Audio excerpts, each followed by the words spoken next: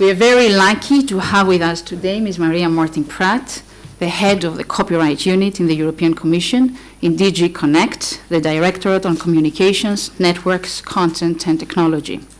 Her unit is responsible for the development and enforcement of EU rules in the area of copyright and related rights, as well as for international negotiations in bodies such as WIPO. Maria and her team produced the copyright package that was tabled in September last year and is currently examined by EU member states in the Council. The aim behind that, in general terms, is to update copyright rules in order to achieve the digital single market. Maria will tell us more about it. Thank you very much, Irini. And let me start by apologizing. I must be the only person in the room that doesn't speak Greek. I'm nevertheless very glad to have made my way to Athens and to be here today with you to discuss.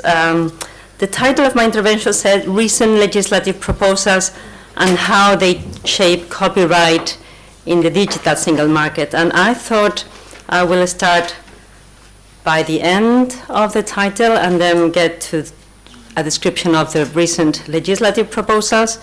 So let me first tell you how I think the shape of copyright is now, then how I think the shape of copyright in the digital single market is, and finally we can talk as to what the Commission is doing to respond to this situation.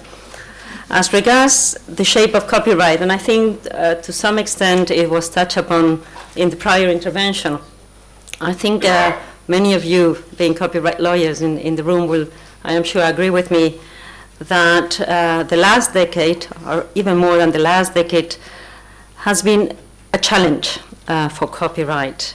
Το θέμα, επομένως, το σημερινό, το δικό μου, είναι για τη διαφάνεια στις σχέσεις μεταξύ οργανισμών συλλογικής διαχείρισης και χρηστών. Θα ξεκινήσω με μια σύντομη διάρθρωση της ύλης, μια πολύ σύντομη εισαγωγή. Θα έρθω μετά στις έννοιες του Οργανισμού Συλλογικής Διαχείρισης και του χρήστη, για να συνεχίσω με τις υποχρεώσεις του οργανισμού για δημοσιοποίηση πληροφοριών και παροχή πληροφοριών στο χρήστη κατά το προσυμβατικό στάδιο. Να δούμε τη σύλληψη του ενωσιακού νομοθέτη της σύμβασης αδειοδότησης ως μιας αναγκαστικής σύμβασης εις βάρος του Οργανισμού Συλλογικής Διαχείρισης, και θα τελειώσω με τα κριτήρια προσδιορισμού της αντιπαροχής του χρήστη και ως κριτήρια, εννοώ τα εύλογα αυτά κριτήρια με τα οποία ουσιαστικά πρέπει να προσδιορίζεται η αμοιβή από τους οργανισμούς συλλογικής διαχείρισης. Τα νέα στοιχεία που εισάγονται όσον αφορά την λογοδοσία των εταιριών ομοιάζουν πάρα πολύ για όσους έχουν ασχοληθεί με το τηλεπικοινωνιακό δίκαιο και με εταιρείες τηλεπικοινωνιών με τις πολιτικές ασφαλείας, οι οποίες έχουν επιβληθεί εδώ και πολλά χρόνια και τις οποίες οφείλουν να τηρούν οι πάροχοι δικτύων, αφότου βέβαια αυτές έχουν εγκριθεί από τις ρυθμιστικές αρχές, την ΑΔΑΕ προκειμένου στην Ελλάδα. Πολύ συχνά ακούμε για τα νέα πράγματα, για τις ριζικές αλλαγές που φέρνει ο νέος κανονισμός. Προσωπικά θεωρώ ότι δεν φέρνει μεγάλες αλλαγές. Όλα αυτά τα οποία θα ακούσετε σήμερα ενυπήρχαν σαν ιδέες είτε στην αρχική οδηγία 46 του 1995 είτε σε άλλα νομοθετήματα, και το δικαίωμα στη λύθη πάντα υπήρχε, και το δικαίωμα εναντίωσης και το δικαίωμα να ελέγχεις πώς χρησιμοποιούν οι επεξεργαστές και οι υπεύθυνοι επεξεργασίες τα δεδομένα σου. Αυτό που ίσως θα μπορούσαμε να πούμε ότι είναι καινούριο είναι ότι όλα αυτά που υπήρξαν σαν ιδέες, σαν προτάσεις ή σαν κομμάτια απόφασης του Δικαστηρίου της Ευρωπαϊκής Ένωσης πλέον θεσμοθετούνται σε ένα ενιαίο κείμενο το οποίο εφαρμόζεται άμεσα για όλους.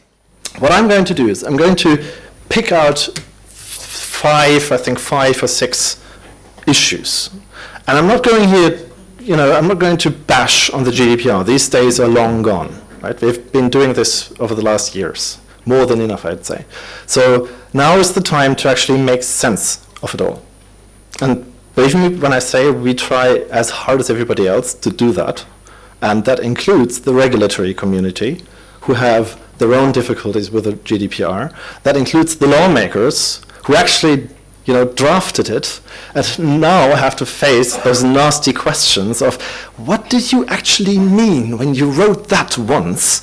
And now it's translated into German and Greek, and when you look at the three versions and you have English in the middle, I don't know Greek, but I guess I could imagine if I understood Greek, I would probably have three different kinds of kind of the same language in front of me.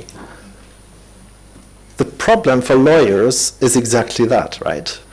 Kind of the same language for a lawyer is like blasphemy, because it is extremely important that we all have very much the same understanding of what the GDPR wants us to do, and more importantly, what it doesn't want us to do. Ο κανονισμός ήταν αποτέλεσμα των ορίων που γνώρισε το προηγούμενο δίκαιο. Τα όρια αυτά είναι δύο καταρχήν. Το ένα είναι το θεσμικό. Το θεσμικό όριο οφείλεται στο γεγονός ότι έχουμε μια συνταγματοποίηση, η ευρωπαϊκή ενοποίηση εκφράστηκε και μέσω της συνθήκης της Λισαβόνας, μέσω του χάρτη των θεμελιωδών δικαιωμάτων, και αυτό οδήγησε σε μια συνταγματοποίηση της προστασίας προσωπικών δεδομένων. Αλλάζει λοιπόν ένα θεσμικό περιβάλλον και δημιουργεί νέες υποχρεώσεις στην Ευρωπαϊκή Ένωση. Ένα δεύτερο είναι η τεχνολογική εξέλιξη που είναι περισσότερο από προφανής. Όταν εκδόθηκε η οδηγία 95-46, το διαδίκτυο υπήρχε βεβαίως, αλλά ήταν ακόμα στα πρώτα του βήματα. 20 χρόνια μετά, 17 χρόνια μετά, η Ευρωπαϊκή Επιτροπή προτείνει τις αλλαγές, ξέροντας τι σημαίνει πια κοινωνικά δίκτυα, ξέροντας πια τις ανάγκες του profiling, του νέφους, του υπολογιστικού νέφους, του cloud κλπ. Και θέλει να ανταποκριθεί στις νέες τεχνολογικές συνθήκες. Να αρχίσουμε με το κλασικό ακαδημαϊκό τέταρτο καθυστέρηση, στο οποίο όμως δεν υπερβήκαμε. Σας καλωσορίζω, σας καλημερίζω. Δεν χρειάζεται να πω ούτε μία λέξη για να τονίσω περισσότερο από όσο αυτονοήτως από μόνο του είναι σαφές ότι το θέμα αυτής της συζήτησης είναι εξαιρετικά επίκαιρο και από νομική άποψη εξαιρετικά ενδιαφέρον και από πολιτική άποψη εξαιρετικά ενδιαφέρον. Ήταν η νομική έρης της χρονιάς, η οποία να δούμε πώς θα διευθετηθεί. Ελπίζω ότι η σημερινή συζήτηση θα μας κάνει σοφότερους ή τουλάχιστον θα μας δώσει να καταλάβουμε πώς θα είναι η τελική διευθέτηση αυτής της υπόθεσης, η οποία ξεκίνησε πριν περίπου ένα χρόνο. Το ζήτημα, όπως αναφέρθηκε, είναι αιχμής και κατέστη αιχμής, κατά την άποψή μου, κατά τη δυσανάλογα.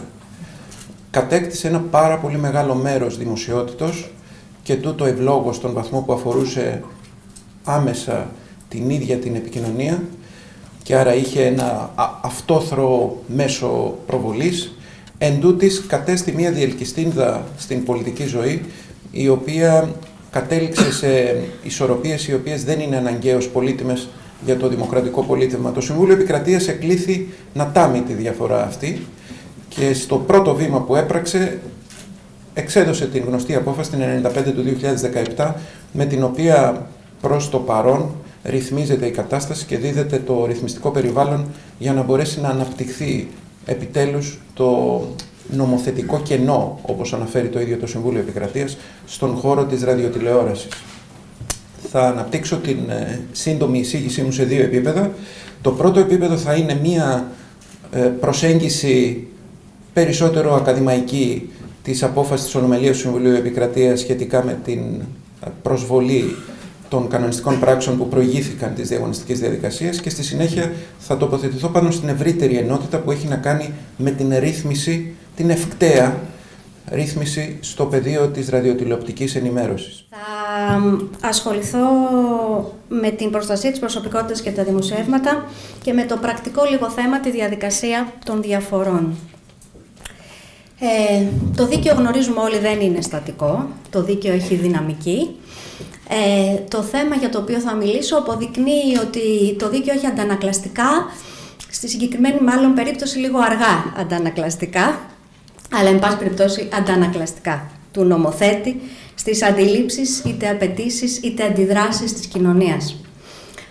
Υπήρξαν αντιδράσεις λοιπόν εδώ στο νόμο περί αστικής ευθύνης του τύπου.